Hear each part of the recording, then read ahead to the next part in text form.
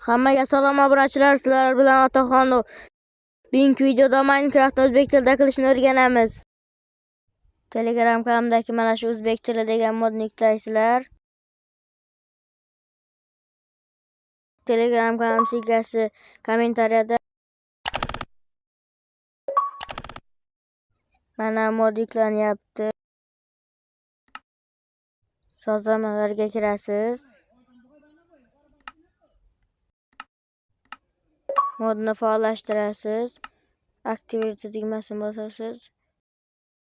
Keyin bu yerdan chiqasiz. Mana ko'rganingizdek o'zbekchaga aylandi. Mana hamma joy o'zgardi. Nastroykalar ham o'zgardi. Mana hammasi o'zbekchada.